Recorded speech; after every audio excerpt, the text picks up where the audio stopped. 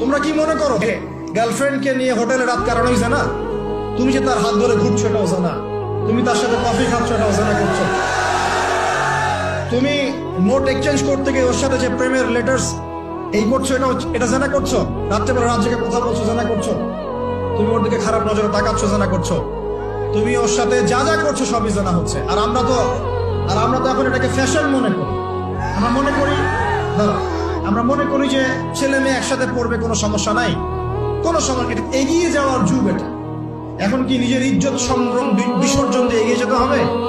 আমরা দেখছি, কয়েকদিন আগে দেখলাম একটা বিখ্যাত একটা কলেজের কথা দেখলাম, যেখানকার মেয়েদেরকে যৌন কাজে বাধ্য করা হচ্ছে।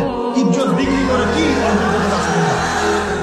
নিজের ইজ্জত বিক্রি করে কিসের সার্টিফিকেট অর্জন করতে যাচ্ছ তোমরা? সুবহানাল্লাহ। আর এখনকার জরিপ ভয়াবহ। এখন অ্যাডাল্ট ছেলেদের মধ্যে 10 জনের মধ্যে 5 জন বিয়ের আগেই যৌন সম্পর্ক